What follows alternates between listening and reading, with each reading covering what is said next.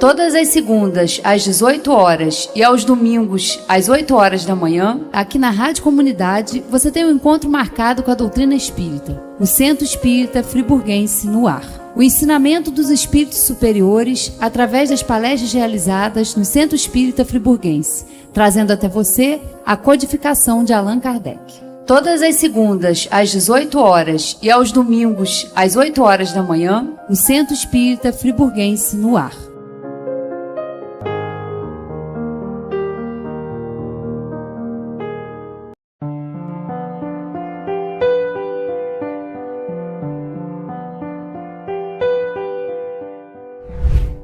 Agradecemos por essa oportunidade de estarmos aqui e que essa reunião transcorra com muita tranquilidade e que o nosso irmão que fará uso da palavra seja intuído, inspirado pelos espíritos amigos e que possamos tirar proveito da reunião da noite. Graças a Deus e que assim seja. Boa noite, minhas irmãs, meus irmãos. Que a paz do Mestre Jesus possa nos envolver, nos dando a tranquilidade e o bom ânimo nessa noite.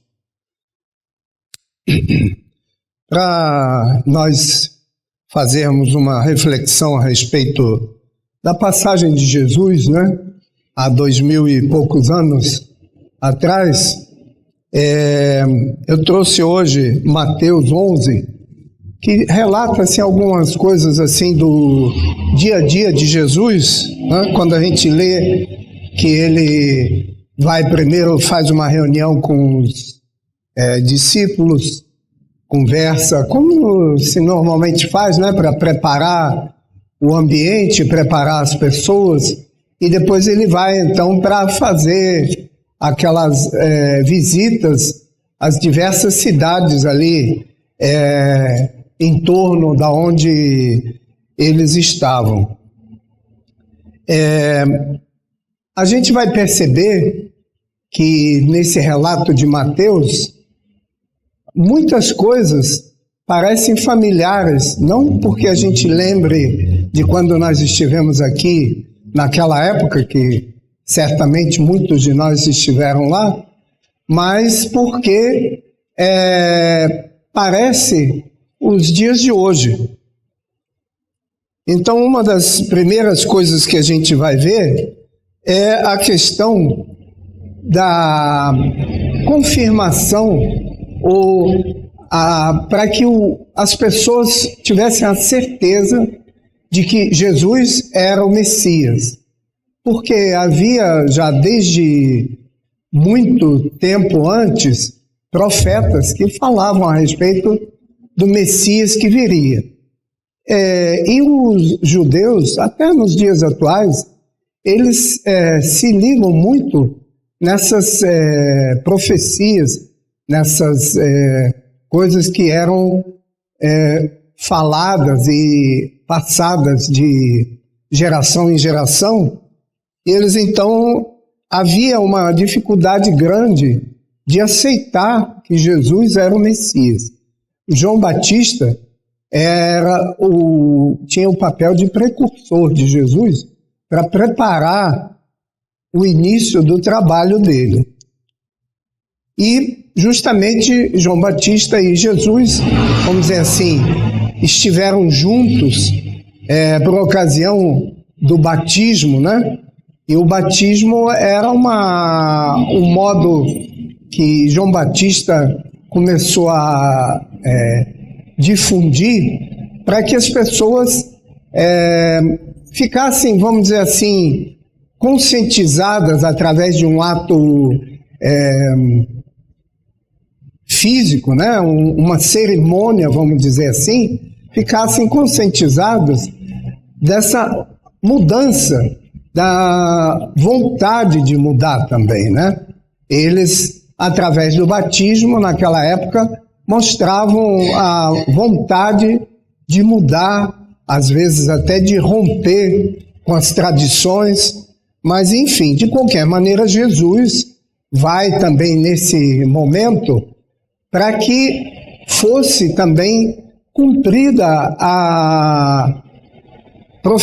a profecia de que ele seria então o Messias e que ele seria participaria junto com João Batista, que anteriormente tinha sido Elias, né? Que ele participaria dessa cerimônia também. E aí a gente vai ver que João Batista, depois de preso, queria que os seguidores dele, né, os discípulos dele, aceitassem também continuar a tarefa, o trabalho junto a Jesus, não sendo mais como precursores de Jesus, mas sim como auxiliares agora do Messias. E aí eles fazem, como a gente faz hoje em dia, né? Às vezes com os filhos, às vezes também a gente faz com as pessoas mais idosas que já têm assim um pouco de dificuldade de aceitar as coisas. Eles fazem uma espécie de comprometimento, onde João Batista manda os discípulos dele irem saber se Jesus era realmente o Messias. E Jesus então mostra a eles todo aquele trabalho que ele fazia e diz para eles então irem contar para João Batista que o que eles viram, comprovando que ele era o Messias. Mas claro que João Batista não sabia. Era mais um modo de convencer esses discípulos, né? E ele, numa dessas vezes que ele conversa lá com esses discípulos, ele fala então de João Batista, e eu achei muito interessante, porque sempre eu ficava refletindo por que ele usou esses termos, que dos nascidos de mulher, João Batista era o maior, né? Parar para pensar, dos nascidos de mulher, todos nós nascemos de mulher. Então, para mim, não fazia muito sentido. E quando eu estava justamente estudando, e por isso que eu trago para vocês, eu encontrei uma colocação de uma filosofia que existia já nos tempos da Grécia Antiga, que eram os gnósticos. E eles que falavam, então, os gnósticos era e é uma filosofia, porque ela existe, que analisavam todos os fatos não pela ciência, mas sim pela parte espiritual, pela parte divina. Eles achavam que tudo tinha uma razão divina de existir. Eles não se preocupavam com o que a ciência poderia provar. E justamente da parte deles, eles falam de os nascidos de mulher e os nascidos de homem. E aí a gente se lembra que Jesus era chamado o Filho do Homem. E então justamente os gnósticos diziam que o nascido de mulher, eles ainda teriam que reencarnar por algum tempo.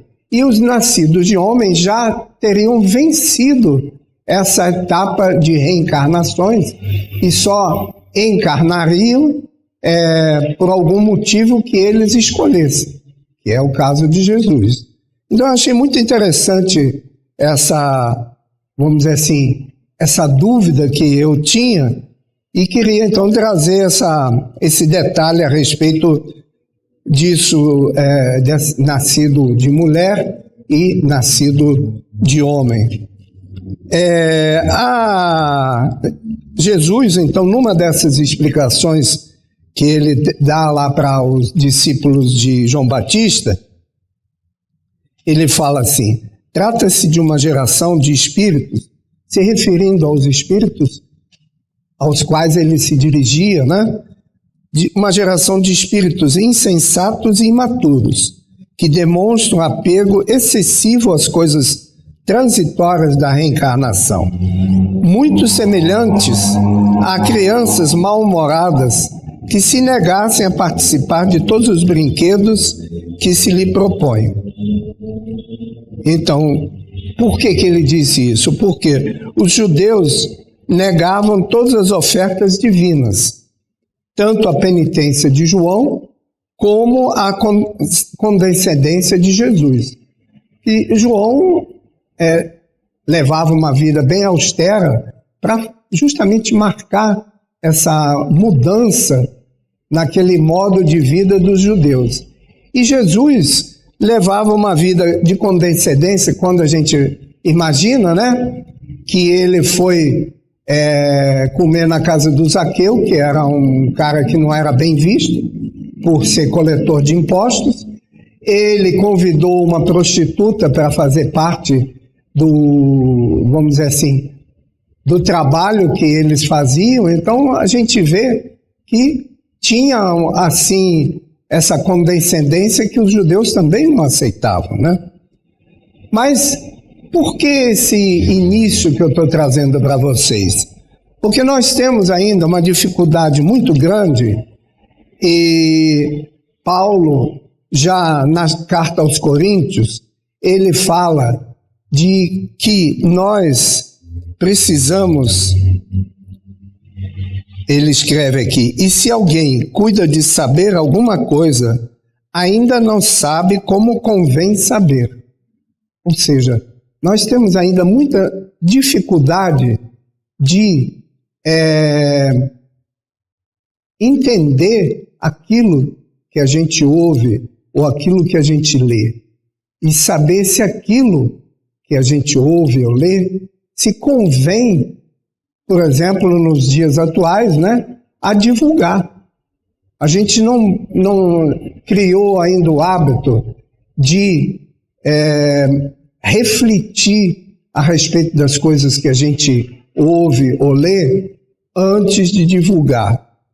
E aí a gente vai ver que tem uma diferença muito grande entre ouvir e escutar, né? Nós estamos aqui nesse local, vocês estão ouvindo a minha voz, a gente ouve os carros passando na rua, eventualmente algum barulho adicional. Isso seria ouvir, porque não tem como a gente simplesmente não querer ouvir, a não ser que tape os ouvidos, né?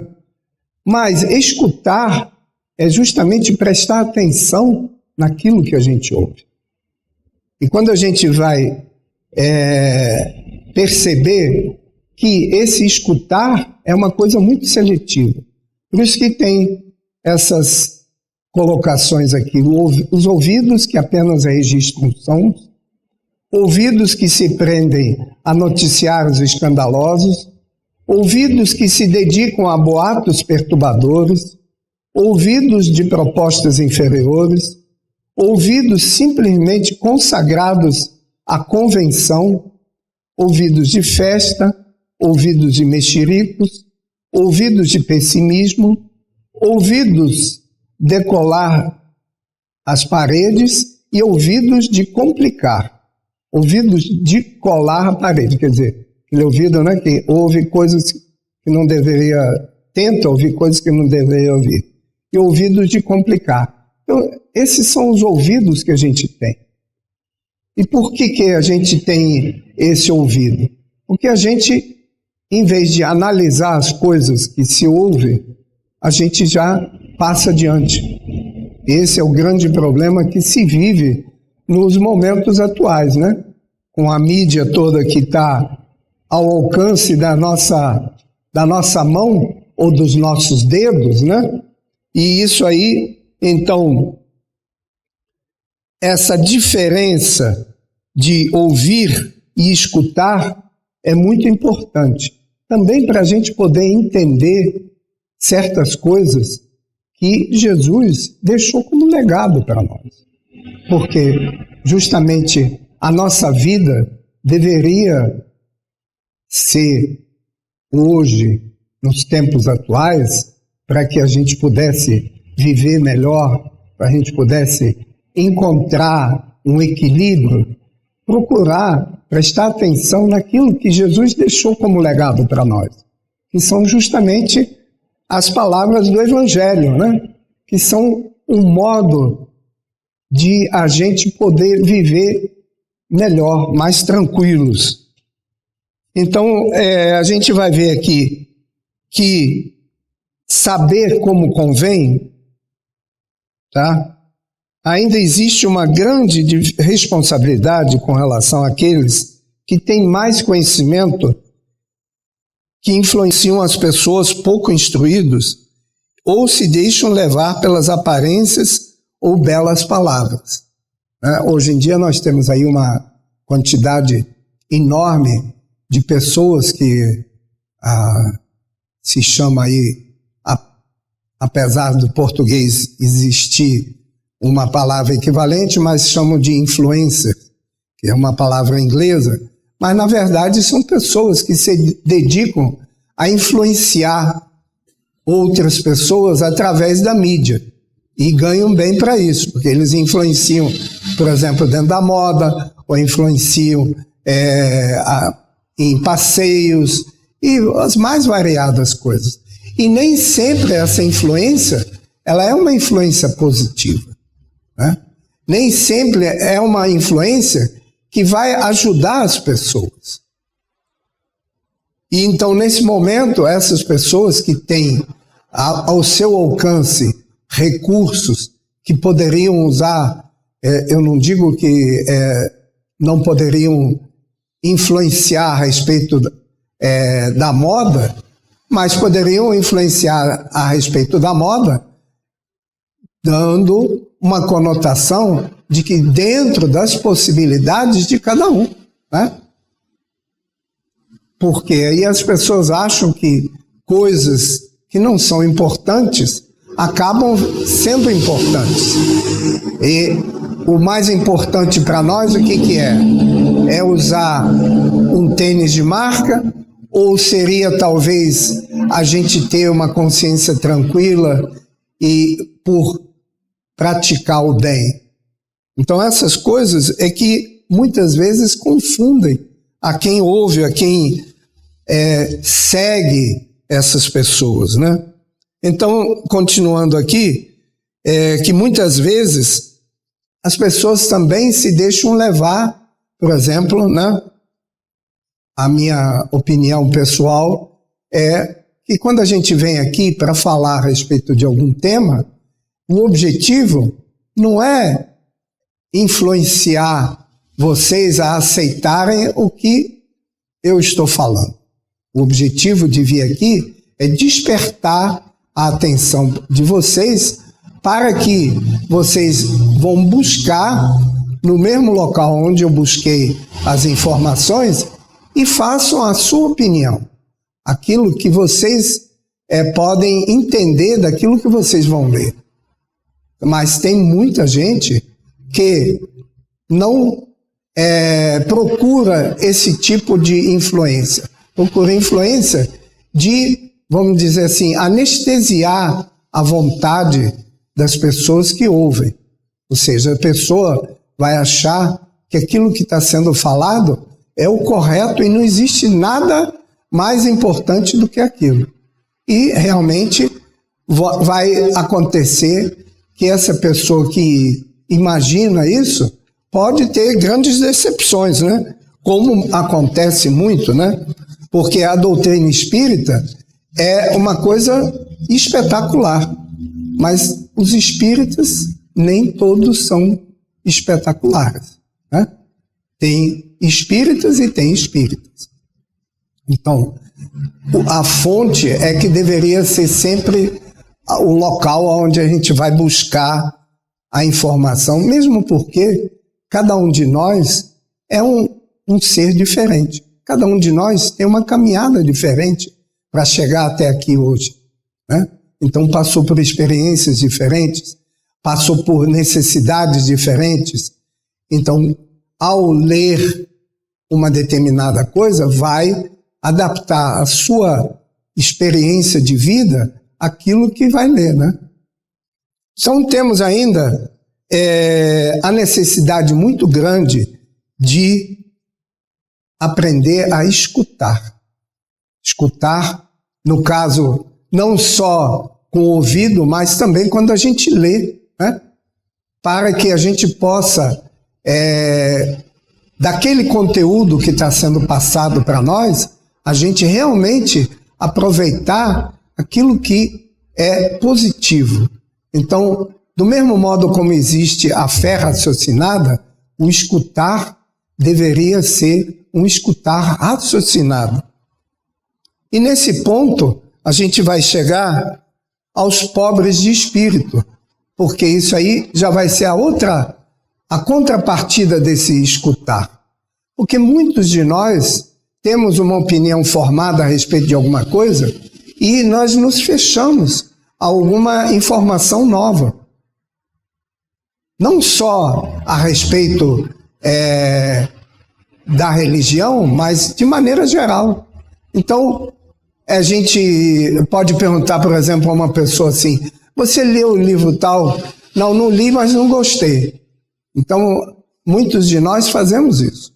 A gente não procura informação porque a gente já acha que aquilo que a gente sabe já é suficiente para nós. E nos dias atuais, é importantíssimo, não só na vida profissional, mas em todas as atividades, que a gente esteja sempre atualizado. Porque nós estamos vivendo numa época muito dinâmica, né? A gente ouve aí constantemente da mudança que nós estamos tendo de maneira geral nos nossos costumes, no nosso modo de encarar a vida. E tudo isso é uma coisa que deveria ser aproveitada.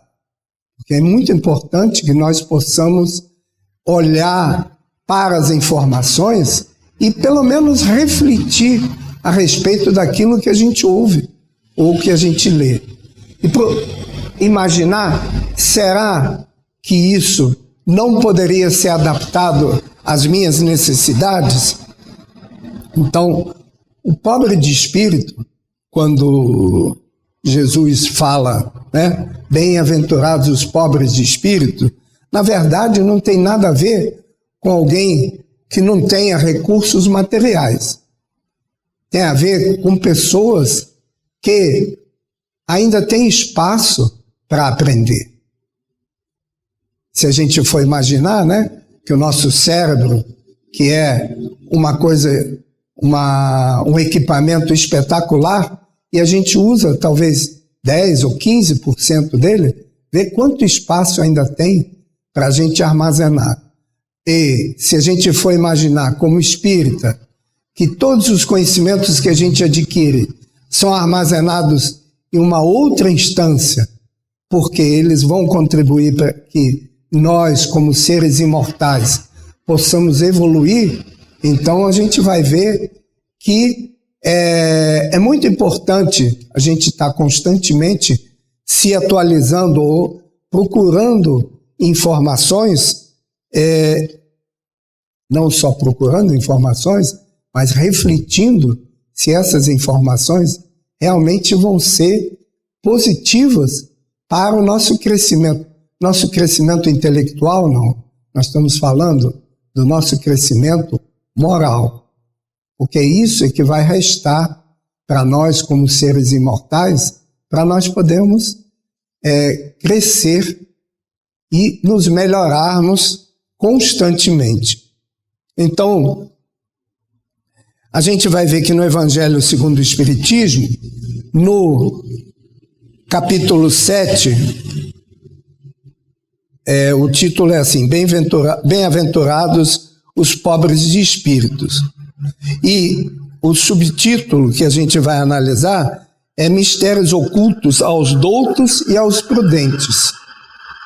Naquela época que Jesus esteve entre nós, ele justamente explicou e agradeceu dele ter podido trazer o esclarecimento aos pobres de espíritos, porque os doutos e os prudentes, eles não se interessariam por saber aquilo que ele veio trazer. No caso, doutos são pessoas que intelectualmente já estão bem formados, e os prudentes são aqueles que desconfiam de qualquer novidade. Qualquer coisa nova, não, de jeito nenhum, isso aí, não vou nem me aprofundar nisso, porque isso com certeza não é nada de bom. Então, a prudência é bom, não digo que não, mas nesse sentido que Jesus usou, são pessoas que não analisam alguma novidade, porque eles já rechaçam de princípio qualquer mudança. Então ele fala justamente em Mateus 11:25, que graças te rendo, meu Pai, Senhor do céu e da terra, por haveres ocultado estas coisas aos doutos e aos prudentes, e por as teres revelado aos simples e aos pequenos. Os simples e os pequenos são justamente aqueles que estavam abertos, que estão abertos para aprender. Então, no item 8 do Evangelho segundo o Espiritismo, Kardec explica aqui: pode parecer singular que Jesus renda graças a Deus por haver revelado essas coisas aos simples e aos pequenos, que são os pobres de espírito, e por as ter ocultado aos doutos e aos prudentes, mais aptos na aparência a compreendê-las. É que cumpre se entenda que os primeiros são os humildes, são os que se humilham diante de Deus e não se consideram superiores a toda a gente. Os segundos são os orgulhosos, envaidecidos do seu saber mundano, os quais se julgam prudentes porque negam e tratam a Deus de igual para igual, quando não se recusam a admiti-lo, porquanto na antiguidade douto era sinônimo de sábio. Então, a gente vai entrar agora numa outra parte que também é muito importante para nós, que é a humildade. Não é a humildade material, mas a humildade de aceitar, de se conscientizar que a gente, na verdade, tem muito pouco conhecimento a respeito de tudo, né? Se a gente for imaginar agora, recente, mandaram esse novo telescópio lá para a estratosfera, esqueço agora qual é o nome que eles deram, hein? James Webb. E aí, de repente, eles estão vendo coisas que a gente só conhecia na teoria, porque se imaginava, né, que deveria ser assim. Então, está se vendo que a Terra é menor do que um grão de areia ainda no universo, né? Porque são bilhões, trilhões de galáxias e de planetas e tudo isso. Então, a gente começa a ver que é melhor a gente nem saber dessas coisas, porque senão a gente acaba tendo um problema de curto-circuito, porque é uma coisa tão fantástica, né? Eu digo sempre que você estava falando, Valéria, de estudar o Livro dos Espíritos, né? O Livro dos Espíritos, quando a gente começa a estudar ele, a gente percebe que não é possível que Kardec tenha escrito ele para os seres que viviam na mesma época dele. Tinha que ter muita fé para aceitar aquilo que ele traz, que o mundo espiritual traz de informação. Hoje, com a nossa evolução intelectual, ainda muitas coisas são difíceis de se aceitar, né? De compreender, ou seja, a gente tem que fazer mais ou menos como os gnósticos, né? Aceitar que a divindade sabe o que é importante para nós. Mas vamos lá a respeito da humildade. Uma questão adicional é que surgem a todo momento em nosso dia a dia possibilidade de nós repensarmos a nossa trajetória, fazer uma reflexão a respeito de tudo aquilo que a gente já viveu e tudo aquilo que a gente conhece, e para analisar se realmente, será que eu estou num caminho correto? Não é correto em relação à lei ou aos princípios estabelecidos pela sociedade. Correto para que eu chegue numa situação que eu desejo chegar. Que eu possa me sentir em comunhão com a divindade. Que eu possa me sentir tranquilo em todos os momentos, em todas as questões do meu dia a dia. Então, essa reflexão, muitas vezes, infelizmente, ela é feita à força, né? Porque a gente já sabe, por experiência, né? Todos nós que estamos aqui, que já temos algum tempo de experiência nessa encarnação, a gente já sabe que um instrumento melhor que existe para nós aprendermos é o sofrimento. O sofrimento é um instrumento que faz com que a gente reflita sempre e profundamente a respeito de tudo aquilo que a gente faz. Infelizmente, muitas vezes, a gente entra num desvio, né? Como a gente imagina que está caminhando num caminho que é o correto e passa por alguma questão de sofrimento, a gente pode, muitas vezes, duvidar que Deus existe. Mas, se nós formos analisar as questões do ponto de vista da doutrina espírita, a gente vai ver que é simples de explicar. Porque para nós evoluirmos, o que precisa? Precisa a gente testar, nos testar, se a gente já está pronto para a próxima etapa. E como é que é esse teste? Esse teste é a respeito de ocorrências que acontecem na nossa existência. Então, é muito difícil aceitar que Deus traz um problema grande para nós enfrentarmos, porque nós estamos preparados para enfrentar o problema. Mas se nós acreditamos em Deus, olhando a primeira questão do Livro dos Espíritos, né? A gente não pode duvidar de que o objetivo principal de todas as coisas que acontecem na nossa caminhada é justamente nós nos melhorarmos. Não como seres nessa encarnação somente, mas melhorarmos como seres imortais que nós somos. Então, muitas vezes, é necessário que a gente passe por algum problema para que a gente saia fortalecido. E Deus não olha para um período de uma encarnação. Veja só, o telescópio mostra as coisas que aconteceram há bilhões de anos-luz. É uma coisa, é tanto zero que nem dá para botar numa folha de papel normal.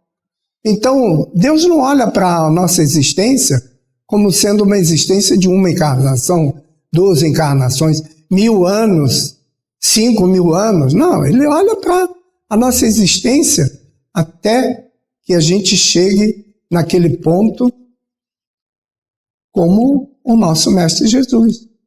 Ou alguém tem dúvida de que Jesus, o Cristo terreno, passou por todas as etapas, assim como nós estamos passando? Senão, Deus não seria Deus. Ele teria preferências. E isso é uma coisa que não tem mais lógica. Realmente, nas religiões tradicionais, existiam os anjos, que eram seres à parte. Mas isso seria uma injustiça. Deus olha para um e fala assim: simpatizei com ele, esse vai ser santo. O resto vai sofrer a caminhada como qualquer um outro. Não tem muita lógica, né? Então, nesse momento, a gente tem que ter justamente essa reflexão a respeito da humildade. A humildade que é colocada aqui é que cumpra-se entenda que os primeiros são os humildes, são os que se humilham diante de Deus e não se consideram superiores a toda a gente. Isso é Kardec passando para nós depois das informações que ele recebeu do mundo espiritual. Os segundos são os orgulhosos, envaidecidos do seu saber mundano, os quais se julgam prudentes porque negam e tratam a Deus de igual para igual. É normal que a gente, para conseguir entender uma coisa, a gente tem que colocar no nosso nível de compreensão. Nós, quando a gente pensa em Deus, eu acho que nenhum de nós consegue fugir da imagem, por exemplo, que o Rogério trouxe na última palestra, né? Do Deus apontando o dedo, não, colocando o dedo para Adão alcançar, né? Nós, quando a gente pensa em Deus, a gente olha para uma figura assim, né? Porque é assim que a gente consegue entender as coisas. Alguém que seja assim, igual a nós. Mas, na verdade, não é Deus. Deus não é assim, não é isso, né? Então, é muito difícil a gente aceitar a divindade ou ter a humildade de aceitar a humildade de uma maneira como um ser perfeito. Já seria difícil a gente conviver com uma pessoa no dia a dia que fosse realmente um ser bem superior a nós. A gente se sentiria o tempo todo, vamos dizer assim, em desvantagem, porque não teria como argumentar com essa pessoa. Mas a gente gosta de argumentar com Deus. Por que eu?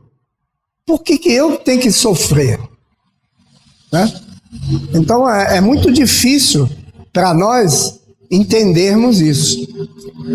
Por isso que Jesus fala justamente aqui da humildade, mas é esse tipo de humildade, de entender que nós somos seres que estamos no iniciozinho da evolução. O planeta Terra está na segunda etapa da evolução. Nós estamos num planeta de provas e expiações. Saímos há pouco tempo de uma situação onde a gente não tinha nem condições de entender o que seria alguma coisa ligada à divindade. A gente pensava que o fogo era uma divindade, pensava que um raio era uma divindade, o sol era uma divindade. Então, por quê? A gente não conseguia entender essas coisas. Então, nós estamos numa etapa muito inicial da nossa evolução, como seres imortais. E não adianta ter um cérebro desse tamanho, porque quem bota para funcionar o cérebro é o espírito. O cérebro é só uma máquina que eu, espírito imortal, aciono. Não pode ter o tamanho que for, que o espírito é que vai definir o que a gente vai ter condições de fazer ou não fazer. Né? Tanto é que muitas vezes, só fazendo um parênteses, seres que fizeram mau uso da inteligência numa encarnação anterior, vêm numa encarnação com o cérebro danificado. Então, por mais que ele queira, ele não consegue usar o cérebro da maneira como ele gostaria de usar. Então, a gente vê que a máquina, ela é maravilhosa, mas quem aciona sou eu, espírito imortal. Então, a gente vai ver que uma questão muito importante são as oportunidades que surgem diariamente para a gente fazer essa reflexão. Oportunidades boas, né? A gente vai assistir um filme ou lê um livro e reflete a respeito daquilo que leu. E, como eu falei antes, aqueles problemas no nosso, que um dia acontecem conosco, pode ser que não ocorra, pode ser que ocorra e a gente, como fala no popular, tira de letra, porque a gente está bem preparado, né? Tem de pessoas que se preparam para uma determinada tarefa, tem aquelas que têm dificuldade de fazer a tarefa e conseguem fazer, e tem outros que fazem a tarefa como se fosse uma coisa normal, porque eles estavam mais bem preparados. Não que as tarefas fossem diferentes. Então, é muito difícil, então, a gente entender e aceitar os desígnios de Deus para nós. Porque a gente pensa assim, não é possível que um pai amoroso e misericordioso vai me fazer passar por esse problema só para me testar, mas não é ele que está nos testando. Ele está dando para nós a oportunidade de nós termos a certeza de que aquela etapa foi concluída e nós agora podemos olhar para frente para a próxima etapa. Eventos do dia a dia são capazes de alterar a nossa caminhada, né?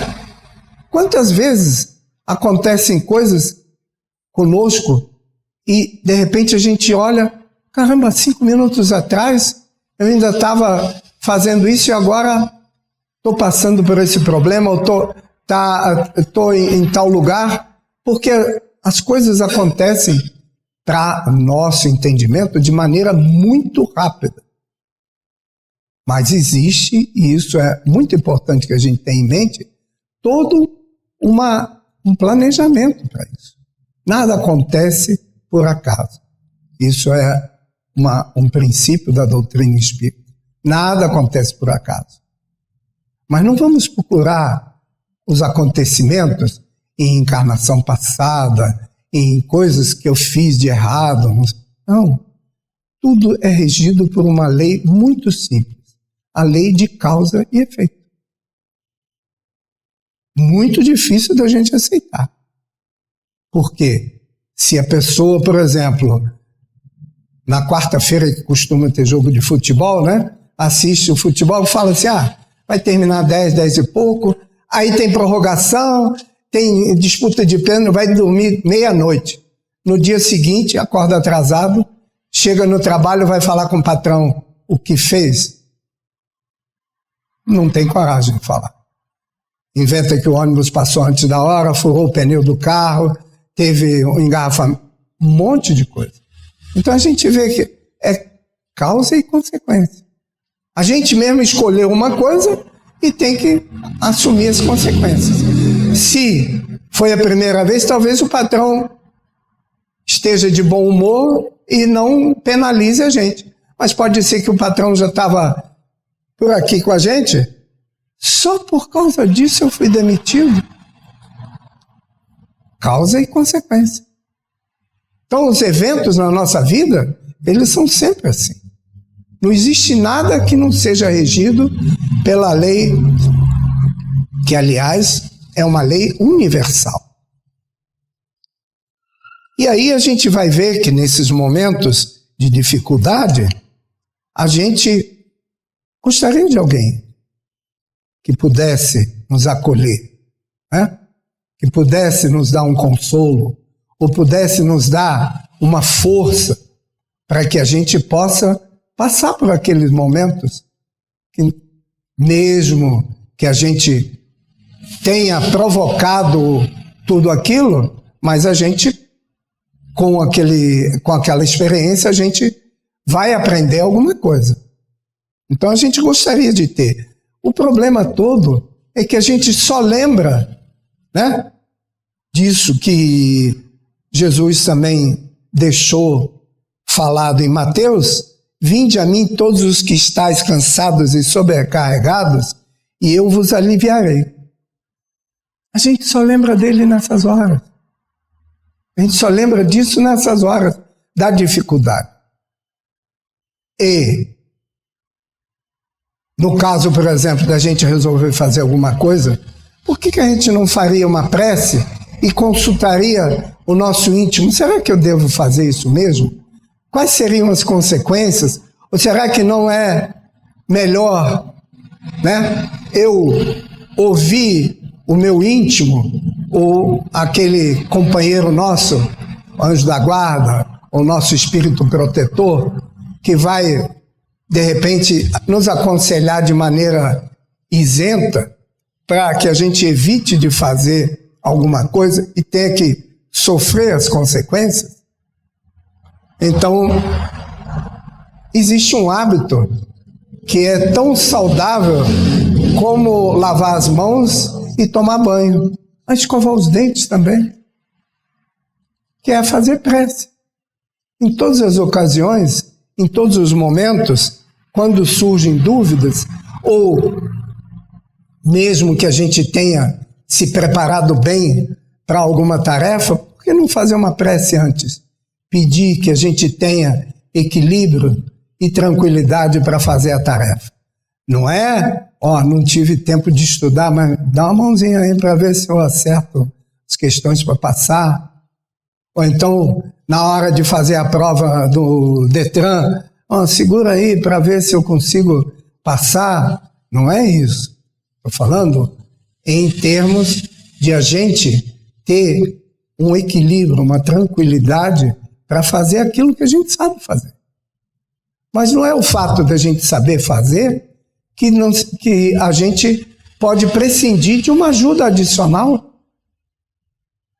ou pelo menos de ter o equilíbrio e a tranquilidade para fazer aquela tarefa. Então, nesse momento é que o jugo de Jesus se torna um exercício que a gente deveria fazer constantemente. Mas isso significa abrir mão de algumas coisas que a gente já faz há muito tempo, ou deixa de fazer, né? Não, mas aí vai virar um hábito. Mas qual o problema do hábito de orar? Não tem problema nenhum. Não é saudável escovar os dentes todo dia? Ou mais de uma vez por dia? Não é saudável lavar as mãos antes de a gente se alimentar? Não é saudável tomar banho? Por que a prece não é saudável ter um hábito da prece? Não é o hábito da prece, assim como muitos pensam assim: já fiz a prece. Não. Saudável de lembrar e aí colocar o coração, que é o sentimento, para funcionar. E fazer daquele momento um momento de reflexão, um momento de introspecção. As palavras são só um detalhe. É o ambiente que a gente cria para si mesmo que vai ser importante. E isso a gente pode fazer várias vezes durante o dia. A gente está no engarrafamento, em vez de a gente ficar achando que vou ver uma brecha para chegar mais na frente, faz uma prece, pede que possa ter paciência. Melhor não pedir não, porque senão está arriscado de lhe dar a prova da paciência e é problemático. Mas que a gente tenha tranquilidade, que aqueles momentos sirvam para a gente refletir a respeito das coisas que a gente vai fazer naquele dia, ou as coisas que a gente já deveria ter feito e não fez. Então, fazer um momento de introspecção. E isso no nosso dia a dia tem várias vezes. A gente vai no médico, né, que marca a agenda, desculpe os médicos que estejam aqui, marca na agenda 14 horas, a gente chega às 13h30 e vai ser atendido às 15 horas. Assim, infelizmente, né? E aí a gente tem aí 1 hora e meia que a gente pode orar, refletir a respeito da nossa vida, porque não tem outra coisa para fazer. Então, são momentos na nossa vida que podem ser usados para coisas que sejam úteis, melhor do que puxar conversa e reclamar a respeito da vida com as pessoas que estão próximas, ou, enfim, coisas que não vão ser agradáveis para o nosso dia. Quando Jesus fala: vinde a mim todos os que andais aflitos e sobrecarregados, e eu vos aliviarei, aceitai sobre vós o meu jugo, aprendei de mim que sou manso e humilde de coração, e achareis descanso para vossas almas, porque é suave o meu jugo e leve o meu fardo. O que quer dizer isso, na verdade, que ele está dizendo? Ele está falando que nós temos que tomar iniciativa. Não é esperar que Jesus vai nos ajudar sem a gente tomar a iniciativa de pedir ajuda, de necessitar ajuda, mas como iniciativa mesmo. Então, a ação é uma coisa importantíssima em todos os nossos relacionamentos com a divindade. Porque nós precisamos ter justamente essa humildade de reconhecer que sem a ajuda as coisas ficam muito mais difíceis. Se já tem dificuldade, sem ajuda é mais difícil ainda. Então a gente vai ver que o jugo leve implica em reconhecer que os ensinamentos deixados através do Evangelho têm por objetivo facilitar a nossa trajetória como seres imortais, além de uma atitude positiva em direção de aceitação, com a observação do mandamento que é essencial para tudo aquilo que a gente faz na nossa existência. Amar ao próximo como a si mesmo. E aí a gente vai entrar na parte, vamos dizer assim, de conclusão de toda essa motivação do Mateus 11, que é a caridade. A caridade é a solução para todos os nossos problemas. Porque quando a gente se preocupa com a outra pessoa, nós não temos tempo para pensar nas nossas dificuldades. Não temos tempo para achar que a vida está sendo injusta conosco. Então, o jugo leve, né, quer dizer justamente a gente amar o próximo como a si mesmo. E a caridade é um instrumento mais valioso que existe para a gente aceitar esse jugo leve do Mestre Jesus. E ele mesmo mostrou, né? Ele mesmo exemplificou durante todo o tempo que ele esteve a caridade. Porque primeiro ele tinha humildade, porque quantas vezes ele falou com aquelas pessoas que ele curou: ó, você está curado porque eu sou tal, hein? Em nenhum momento ele falou isso.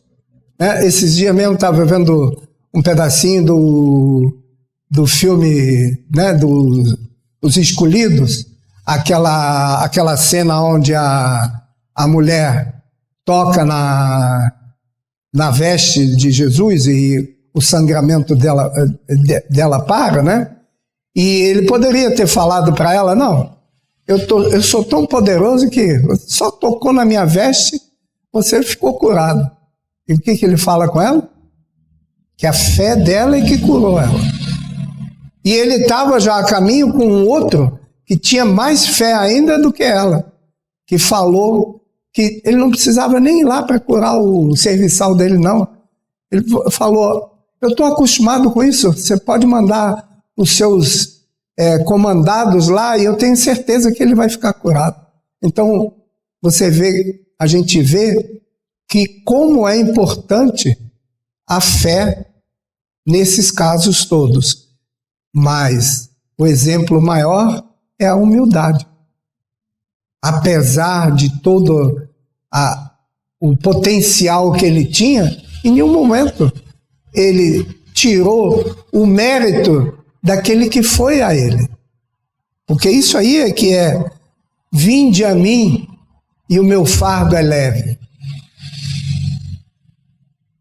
Porque todos esses que em algum momento da sua existência têm a oportunidade de mudar o modo como viviam, graças a ter buscado a Jesus, eles percebem nitidamente como foi importante esse ato de procurar essa mudança.